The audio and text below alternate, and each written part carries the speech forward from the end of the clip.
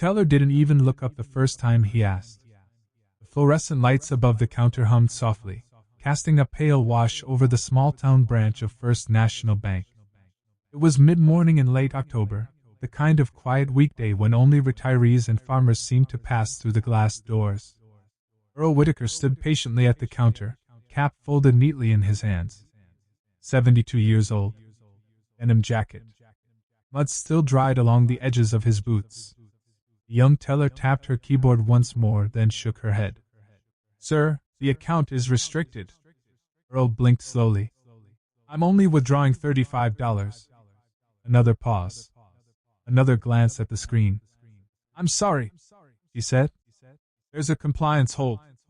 The man behind him in line sighed loudly. Someone whispered something about old accounts. Earl didn't argue. He didn't raise his voice. He simply nodded once, placed the folded withdrawal slip back into his pocket, and turned toward the door.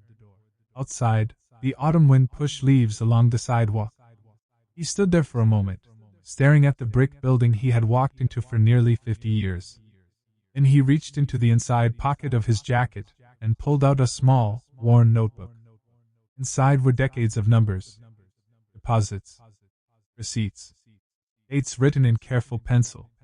He flipped to a page marked March 1978. That was the year the account was opened. That was also the year a letter had arrived from Federal Deposit Insurance Corporation, a letter Earl had never quite understood. But someone else would. That evening, 2 counties away, his daughter would read the faded document at her kitchen table. And somewhere inside a federal banking archive from 1978, a single overlooked notice was about to make an entire bank very nervous. The branch of First National Bank sat at the corner of Maple and 3rd, the same location it had occupied since the late 1960s. Earl Whitaker had watched the building rise brick by brick. Back then he was 24 years old, hauling lumber for a construction crew that worked across 3 counties. The town had been smaller then: 1 grocery store, a diner, 2 gas pumps, and the new bank everyone said would bring modern finance to the region. Earl opened his account there in the spring of 1978. He remembered the day clearly. The teller had been older than him. The manager wore a brown suit. They handed him a passbook and a welcome packet. It was simple then. Deposit money. Withdraw money. Nothing complicated. For nearly 5 decades, Earl treated the account the same way he treated his truck or his tools. Quietly. Carefully. Every deposit was written down. Every withdrawal recorded. He didn't trust memory. He trusted paper. Which was why the small notebook in his jacket contained 47 years of numbers. Earl walked slowly down the sidewalk away from the bank that morning, his pace steady, his breathing calm. No anger. Just confusion. $35. That was all he had asked for. At the corner diner across the street, he stepped inside and sat at the counter. The waitress poured coffee without asking. "Everything all right, Earl?" He nodded. "Just thinking." The coffee steam curled upward as he opened the notebook again. The pages were yellowed, but the handwriting remained neat. Every month since 1978 had its own entry. But one page had always stood out. March 1978. Next to the first deposit of $300, Earl had written a note in the margin. "Letter from Washington, keep." He sipped his coffee slowly, turning the memory over in his mind. At the time, the letter had seemed like routine paperwork. Something about federal insurance. Something about account classification. He had folded it carefully and stored it in a box of documents at home. The waitress noticed the notebook. "You still keeping records in that thing?" Earl gave a small smile. "Always." Across the street, the glass windows of First National Bank reflected the pale autumn sky. Inside, the teller who had refused the withdrawal was already speaking quietly with the branch manager. Something about the account had triggered a flag. Something old. Something buried deep inside the bank's archival systems. But Earl Whitaker didn't know that yet. He only knew one thing. If the bank said his money wasn't available, then something had changed. And when something changed, the first step was always the same. Check the records. At home later that afternoon, Earl climbed the narrow stairs to the second floor of the farmhouse he had lived in since 1981. The house smelled faintly of cedar and old paper. In the hallway closet sat 3 metal filing boxes. He unlocked the first one and lifted the lid. Inside were documents arranged by decade. Tax returns, property surveys, utility bills, bank statements. At the very bottom of the 1970s folder lay a thin, folded piece of paper. The letter. The envelope had long since faded to a pale gray. The return address read, Federal Deposit Insurance Corporation, Washington, D.C. Earl unfolded the document carefully. The typewritten text had begun to blur with age, but one line remained clear. Special Deposit Classification under Federal Rural Account Protection Guidelines. Earl read it twice. Then a third time. He didn't fully understand it. But he remembered something else. His daughter might. Emily Whitaker had spent the last 10 years working as an attorney 2 counties south. She handled property disputes, agricultural contracts, and occasionally banking conflicts. She liked documents. More importantly, she liked old documents. Earl folded the notice again and placed it inside the notebook. Then he walked downstairs and dialed her number.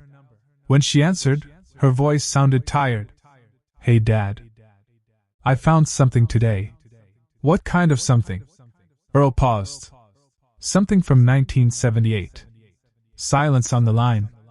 Emily knew her father well enough to recognize the tone. When Earl Whitaker said something like that, it usually meant paperwork. Real paperwork. The kind that didn't disappear easily. And somewhere inside First National Bank, a compliance system had just flagged an account that hadn't been questioned in 47 years. The people running that system had no idea what they had just disturbed. Emily Whitaker didn't expect the envelope to matter. When her father said he had found something, she assumed it would be the usual. Old tax paperwork, a land survey, maybe a property tax notice from decades ago. But when Earl placed the folded paper on her kitchen table that evening, she noticed something immediately. The letterhead. Not a bank. Not a county office. Federal. The words Federal Deposit Insurance Corporation ran across the top in faded blue ink. Emily leaned forward slightly. Where did you get this? Earl sat across from her, hands resting calmly around a mug of tea. They mailed it after I opened the account. What year? 78. Emily unfolded the paper carefully. The typewriter text had aged, but it was still legible. She read slowly, line by line, her eyes narrowing as she moved through the paragraphs. Most of the language looked routine: insurance confirmation, deposit acknowledgement, classification codes. But halfway down the page, something unusual appeared. A short paragraph that looked almost administrative, yet oddly specific. Certain accounts opened under rural deposit stabilization programs may qualify for special classification protections as outlined under Federal Financial Notice Guidelines issued March 1978. Emily stopped reading. She read that line again. Then once more. Her father watched quietly from across the table. You understand it? He asked. Emily shook her head slightly. Not yet. She tapped the document gently with her finger. But I know one thing. What's that? This isn't normal bank paperwork. Earl waited. Emily leaned back in her chair thinking. Federal notices didn't get mailed casually. Especially not in the 1970s. Every sentence had purpose, and most of the time those purposes were tied to regulatory rules.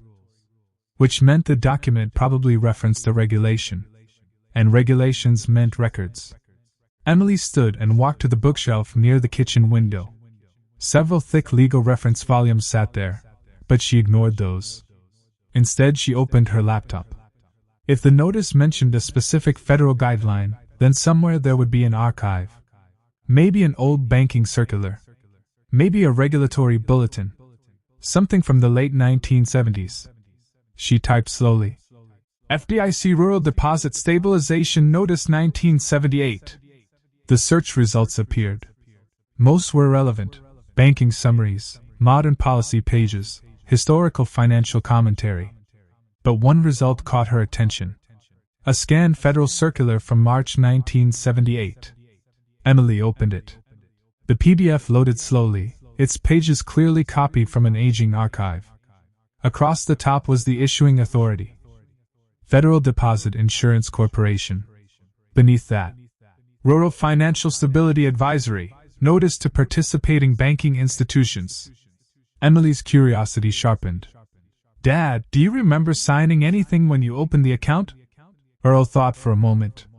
They gave me a couple papers. I signed whatever they told me to sign. Emily nodded. Did they explain anything about federal protections? No. He paused. Back then it was just a savings account. Emily scrolled further down the document. The advisory described something she had never encountered before. In the late 1970s, certain rural regions had been designated as financial stability zones. Local banks were encouraged to maintain long-term deposit accounts to stabilize agricultural economies. To encourage that, federal regulators created a temporary program. Deposits opened under the program could receive special classification. Emily leaned closer to the screen. There it was. Section 4. Participating accounts shall not be administratively restricted, reclassified, or frozen without formal regulatory review where deposit continuity exceeds 20 years. Emily's eyebrows lifted. 20 years. Earl's account had existed for 47. She scrolled further. Another sentence stood out. Institutions receiving federal stabilization participation must maintain account continuity protections unless formally withdrawn from the program. Emily closed the laptop slowly. Dad? Earl looked up. When the teller refused your withdrawal today, what exactly did she say? She said the account was restricted. Emily nodded slowly. That single word echoed in her mind. Restricted. If the account truly fell under that classification, restricting it might not simply be a bank decision. It might require regulatory involvement. Which meant something important. Either the bank had forgotten the classification, or the bank had removed it improperly. Both possibilities carried consequences. Emily folded the document again. Do you still have the original passbook? Earl nodded. Upstairs in the truck. Bring it in. A minute later he returned with a small green booklet worn soft from decades of use. Emily opened it. The first page showed the original account entry. March 14, 1978. Initial deposit, $300. But what caught her attention was the tiny printed code stamped beneath the entry. FDRS. Emily stared at it. She had never seen the abbreviation before. But the letters matched the phrase in the federal circular. Federal Deposit, Rural Stabilization. Emily felt the first quiet pulse of legal curiosity. Not excitement. Not certainty. Just curiosity. Because if the bank had flagged Earl's account as restricted, then someone inside First National Bank had triggered a classification review. And if that review touched a federally protected account type, it could require paperwork. A lot of paperwork. Emily looked up at her father. Did the manager talk to you? No. Did they give you anything in writing? No. Emily nodded slowly. That was interesting. Banks usually documented restrictions, especially compliance holds. But Earl had been turned away with nothing. No notice. No explanation. Just a quiet refusal. Emily closed the passbook. Dad, tomorrow I'm going to ask them a question. What question? She smiled slightly. The simplest one. What's that? She slid the federal notice back across the table. Under what authority did they restrict this account? Earl looked down at the document. The faded paper suddenly seemed heavier than before. He sipped his tea quietly. Outside the kitchen window, the wind pushed through the trees. Somewhere across 2 counties, the branch manager of First National Bank had already submitted a routine compliance report to the bank's regional office. The report included a small note about an Irregular deposit classification. At corporate headquarters, a compliance analyst would read that note the following morning. And when he did, the first question he would ask was simple. How long has this account existed? The answer would make the room very quiet.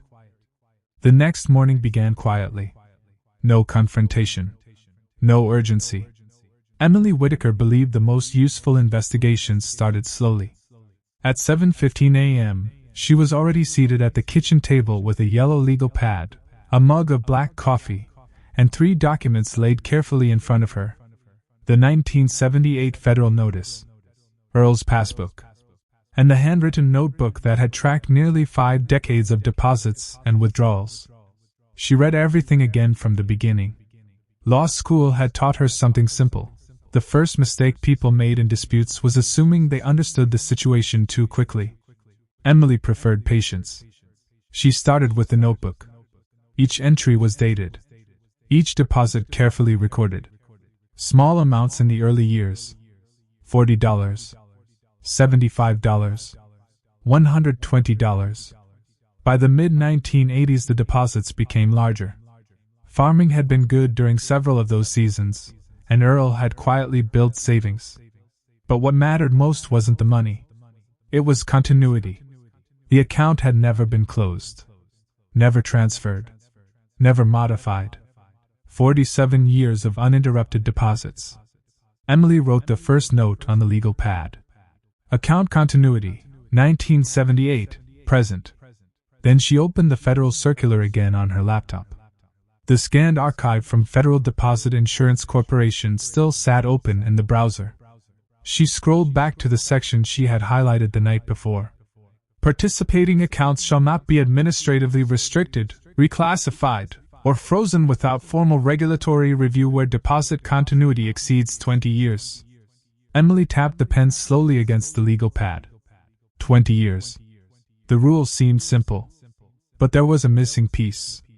Was First National Bank actually part of that stabilization program? The Federal Circular mentioned participating banking institutions, but it didn't list names, which meant she needed a different source. Emily stood and grabbed her jacket. "Dad," she called. Earl was already outside loading tools into the back of his truck. "I'm going to the county library." He nodded. "Need the notebook?" "Yes." The county library building had been renovated twice since the 1970s, but the local records room still looked the same. Metal filing cabinets, microfilm readers, shelves filled with county financial bulletins and historical archives. Emily approached the reference desk. An older librarian looked up from her catalog terminal. "Morning." Emily smiled politely. "I'm looking for regional banking records from the late 70s. The librarian nodded. "Microfilm archives are in the back." Emily spent the next 2 hours slowly reviewing local newspaper records from 1977 through 1979. Most articles were routine. Agricultural prices, weather reports, town council decisions. But eventually she found what she was looking for. A financial column from April 1978. The article described a federal initiative encouraging rural banks to stabilize deposits after several agricultural downturns. One paragraph mentioned participating institutions. Emily leaned closer to the screen. There it was. Among the listed banks. First National Bank. Emily sat back slightly. So the bank had indeed participated. That meant accounts opened during that period might still carry the classification code. She copied the article reference onto her legal pad. Local Financial Bulletin, April 1978. Next, she walked to the county records cabinet. Inside were decades of regulatory filings submitted by regional banks. Annual disclosures, compliance reports, participation agreements. After 20 minutes of searching, she located a thin binder labeled Regional Banking Participation Agreements, 1978. Inside the binder were several scanned forms submitted by different banks in the region. Halfway through the stack she found the one she needed. The letterhead read, First National Bank. The document confirmed the bank's voluntary participation in the Federal Rural Deposit Stabilization Program administered by the Federal Deposit Insurance Corporation. Emily copied the page number carefully. Then she noticed something else. At the bottom of the agreement was a clause. Short, simple, but important.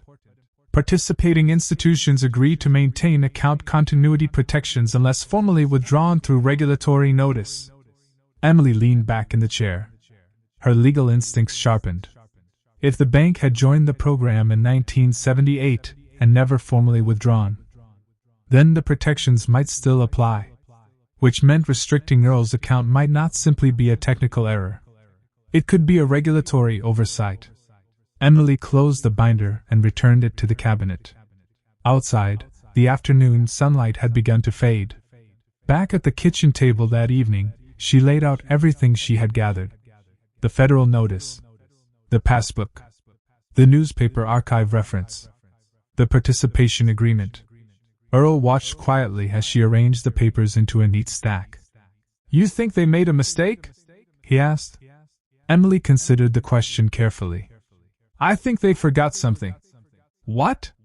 She tapped the federal notice gently. "This." Across town, the branch manager of First National Bank had just received an internal message from the Regional Compliance Office. The message was short.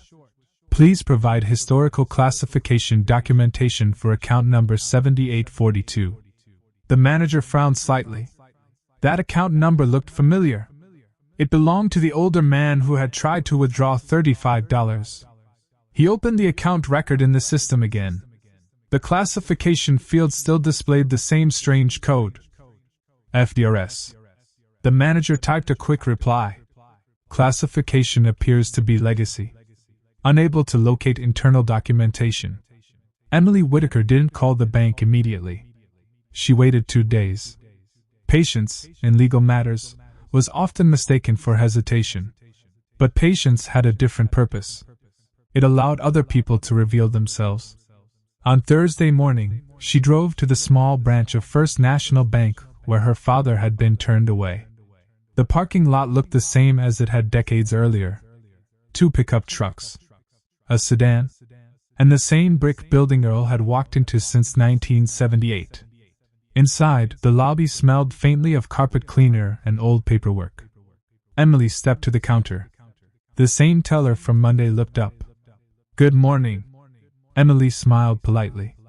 "I'm here about an account belonging to Earl Whitaker." The teller hesitated slightly. "One moment." She disappeared into the back office. A minute later the branch manager emerged. He was a careful man in his early 50s, wearing a navy tie and a polite expression that suggested long experience dealing with routine complaints. "Ms. Whitaker?" "Yes." "I understand you have questions about your father's account." Emily nodded and slid a single sheet of paper across the counter.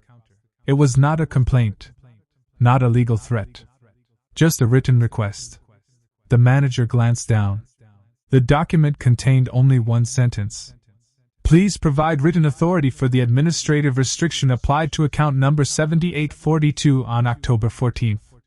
Below the sentence was Emily's signature, and the word attorney. The manager looked back up. "That restriction is a compliance matter." Emily nodded calmly. "I understand. It may take time to review." "That's fine." The manager folded the document once. "We'll look into it." Emily smiled slightly. "Thank you." Then she turned and left. The entire conversation had lasted less than 2 minutes. But inside the manager's office, the atmosphere shifted almost immediately. He placed the paper on his desk and opened the internal account system again. The classification code still sat there. FDRS. 2 days earlier, corporate compliance had asked him to locate documentation explaining it. He still hadn't found anything. Now the account holder's daughter, an attorney, was asking for written authority behind the restriction. The manager sighed quietly. He picked up the phone and called the regional compliance office. "This is about the Whitaker account again," he said. The analyst on the other end sounded tired. "We're still researching the classification." "Well, now we've received a written inquiry. There was a pause. From whom? The account holder's daughter. She's an attorney. Another pause. Then the analyst spoke carefully. Forward the request to corporate compliance. The manager hung up. He didn't like where the situation was heading, because banks handled complaints every day. But written legal questions were different. They required answers. And answers required records. That evening, Emily sat again at the kitchen table with her legal pad. Her father poured tea while she organized the documents into labeled folders. Folder 1, Account Records. Folder 2, Federal Notice, 1978. Folder 3, Program Participation Agreement. Folder 4, Regulatory References. Earl watched the careful process. You expecting trouble? He asked. Emily shook her head. No. What then? She smiled faintly. Clarity. She wrote another note on the pad. Question 1. Under what authority was the account restricted? Then another. Question 2. Was regulatory review obtained? Then a third. Question 3. Has the bank formally withdrawn from the 1978 stabilization program? Each question was simple, but each one required documentation. Emily closed the folder.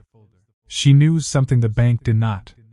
If the institution had joined the Rural Stabilization Program in 1978 and never formally withdrawn, then certain account protections might still exist. That possibility alone would worry compliance officers. Not because of Earl's $35, but because of precedent. Banks feared regulatory precedent more than anything else. If one protected account had been restricted improperly, there could be others. At 8:10 the next morning, a compliance director at the headquarters of First National Bank opened the forwarded inquiry email. He read the one-sentence request twice. Then he opened the account file. The classification code caught his attention immediately. FDRS. He typed the code into the internal archive search. No results. That was unusual.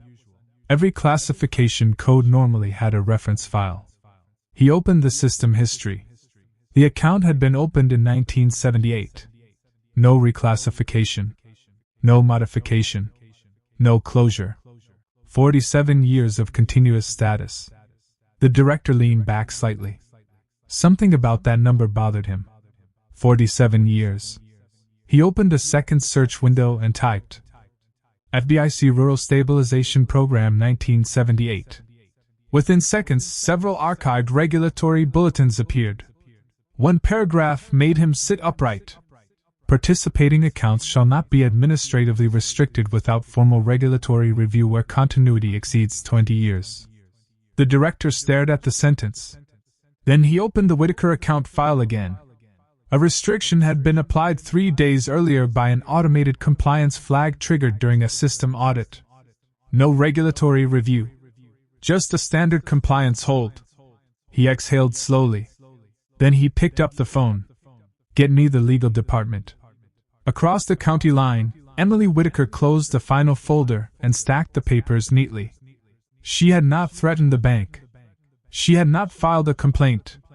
She had not even mentioned the federal notice. All she had done was ask a single question. But inside First National Bank, the question was beginning to spread through departments. Compliance. Legal. Risk management.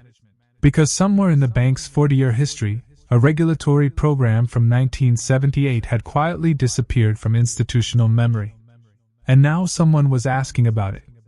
By Monday morning, the Whitaker account had reached the legal department.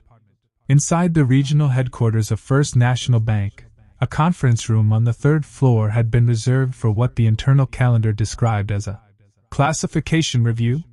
No one mentioned the real concern yet. But the room contained people who understood risk.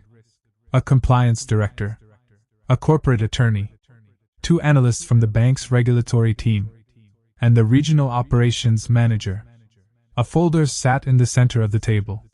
Inside it were only 4 documents. The Whitaker account file. The restriction log entry. Emily Whitaker's written inquiry. and a scanned federal circular issued by the Federal Deposit Insurance Corporation in March 1978. The compliance director spoke first. This classification code appears tied to a rural stabilization program. One of the analysts nodded. We located the program in federal archives. Was the bank a participant? Yes. The analyst slid another document across the table. It was the participation agreement Emily had found in the county records binder, signed by a former bank president in April 1978. The corporate attorney read the document slowly. Was the program ever formally withdrawn? Silence. The analysts exchanged a glance. We're still checking. That answer was not comforting, because if the institution had joined the program but never formally withdrawn, then the protections described in the circular might still exist. The attorney flipped to the relevant paragraph. Participating accounts shall not be administratively restricted without formal regulatory review where continuity exceeds 20 years. He looked up. How long has this account existed? The compliance director answered quietly. 47 years. No one spoke for a moment. Then the operations manager asked the question everyone had been thinking. How many accounts were opened during that period? The analysts had already begun that search. 112. The room became still, because the Whitaker account might not be the only one carrying the classification. And if restrictions had been applied to other accounts under automated compliance systems, the bank might have unknowingly violated the program multiple times. The corporate attorney closed the folder slowly. We need to determine two things. The room waited. First, whether the program protections are still legally enforceable. He tapped the Whitaker file. Second, whether this restriction created regulatory exposure. The compliance director nodded. And the daughter? The attorney glanced at Emily's written inquiry. She hasn't made any accusations. Yet. Yes. That word hung in the air, because attorneys rarely ask simple questions without understanding the answers.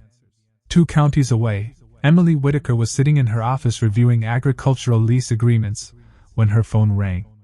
The number belonged to First National Bank. She answered calmly. Emily Whitaker. A professional voice spoke on the other end. Ms. Whitaker, this is Daniel Mercer from the regional office of First National Bank. Yes. I'm calling regarding your inquiry about the Whitaker account. Emily waited. We're currently reviewing historical documentation tied to that classification. I understand. We expect to resolve the issue shortly. Emily leaned back slightly in her chair. That's good to hear. Mr. Mercer paused before continuing. In the meantime, the restriction has been lifted. Emily wrote a note on her legal pad. Restriction removed, day 7. Thank you, she said. We'd also like to offer a courtesy adjustment for the inconvenience. Emily knew what that meant. Banks rarely used the word inconvenience unless they were trying to make something disappear. What kind of adjustment? She asked. A goodwill credit to the account. Emily kept her voice neutral. That won't be necessary. There was a brief silence. Mr. Mercer adjusted his tone slightly. Our goal is simply to resolve the matter efficiently. I appreciate that. Emily tapped the pen gently against the legal pad. But my original question still stands. Another pause. Which question? Emily read directly from the written request she had submitted at the branch. Under what authority was the account restricted? Mr. Mercer did not answer immediately. We're still reviewing the documentation. Emily nodded even though he could not see it. That makes sense. She closed the conversation politely. Please let me know when you find it. After the call ended, Emily wrote another line on the legal pad. Corporate review confirmed. Then she added something else. Goodwill offer, declined. Across the state, inside the legal department of First National Bank, the internal investigation was accelerating. The analysts had now completed the historical account search. Out of the 112 accounts opened during the stabilization program period, 9 still existed, and 4 of those had experienced temporary compliance restrictions within the last 10 years. The corporate attorney read the report slowly. Were those restrictions reviewed by regulators? No. He placed the report on the table. That's a problem. Because the federal circular did not merely describe recommendations. It described obligations tied to program participation, which meant any violation could theoretically trigger regulatory scrutiny. And regulators asked questions. Lots of questions. The attorney leaned back in his chair. Resolve the Whitaker account immediately. The compliance director nodded. And the others? We'll address them quietly. Outside the conference room window, the late afternoon sun reflected off the glass buildings of the financial district. Inside the room, no one mentioned the $35 that had started the entire problem. Because the amount had never mattered. What mattered was the program. And the possibility that a regulatory commitment made in 1978 had quietly remained active for nearly half a century. That evening, Earl Whitaker sat at the kitchen table again, writing numbers into his notebook. Emily placed the phone beside the federal notice. They removed the restriction, she said. Earl nodded calmly. That was quick. Yes. He looked at the folded paper from Federal Deposit Insurance Corporation. You think they found what you were asking about? Emily gave a small smile. They're still looking. Earl closed the notebook. The tea kettle hummed softly on the stove. Outside, the wind moved through the trees again. Across the state, several executives inside First National Bank were now reviewing documents they had never seen before. Documents from 1978. Documents that explained exactly why one quiet man's account had never been meant to be restricted at all. On Tuesday morning, a certified envelope arrived at the Whitaker farmhouse. The return address belonged to the regional legal office of First National Bank. Earl placed the envelope on the kitchen table and waited for his daughter to arrive before opening it. Emily drove in shortly after 9. When she stepped into the kitchen, the envelope was already waiting beside the old green passbook and the folded federal notice. From the bank? She asked. Earl nodded. Emily opened the envelope carefully. Inside were 3 documents. A formal letter, a printed compliance memorandum, and a copy of the original 1978 participation agreement between the bank and the Federal Deposit Insurance Corporation.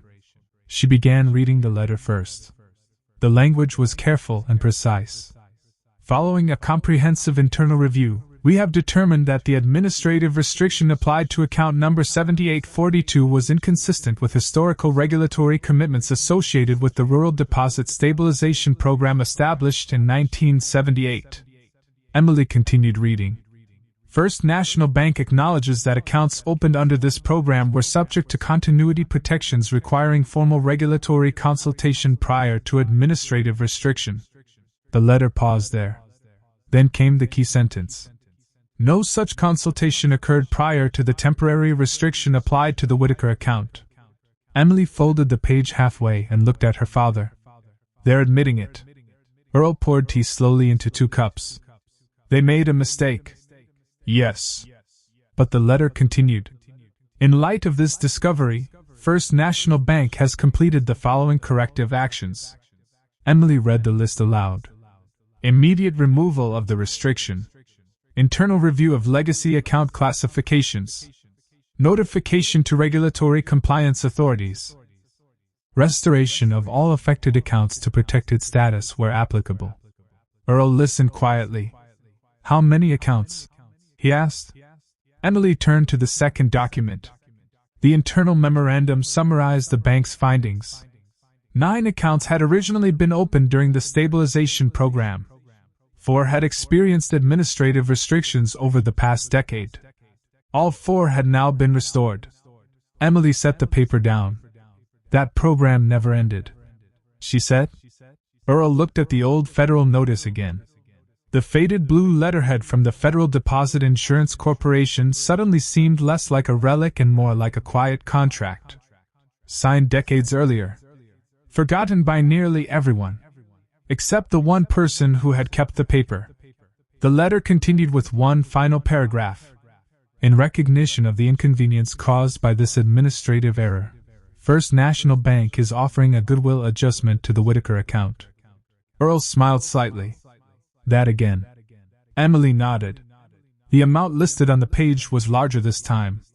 $5,000. Not a settlement. Not an admission of damages. Just a quiet effort to close the matter. What do you think? Earl asked. Emily folded the letter carefully. I think they're trying to make sure no one ever asks about this again. Earl chuckled softly. Well. He slid the passbook toward her. Should we take it? Emily thought for a moment. Then she shook her head. No. Why not? She placed the federal notice beside the letter. Because we already got what we needed. Earl studied the papers again. The old notice. The participation agreement. The bank's acknowledgement. The quiet correction. Fair enough, he said. Later that afternoon, Earl drove back into town. He parked his truck outside the same brick branch of First National Bank. Inside, the lobby looked exactly as it had the week before. The same teller stood behind the counter. When she saw him, her expression changed slightly. Mr. Whitaker. Earl stepped forward calmly. I'd like to withdraw $35. The teller nodded quickly. Of course. She entered the request into the system. This time no alert appeared. No restriction. No compliance hold. Just the normal transaction screen. She counted the money carefully and slid it across the counter. Earl placed the bills into his wallet. Thank you, he said. The branch manager stepped out of his office as Earl turned toward the door. Mr. Whitaker. Earl stopped. I want to personally apologize for the confusion last week. Earl nodded politely. No harm done. The manager hesitated for a moment. Your account is quite remarkable. Earl smiled faintly. It's just a savings account. But the manager knew better now. Because the quiet account that had sat untouched in the bank system for 47 years had just forced an internal investigation reaching all the way to corporate headquarters. An investigation that uncovered a regulatory commitment buried in paperwork from the 1970s. And a mistake that could have remained hidden indefinitely. If no one had asked the right question.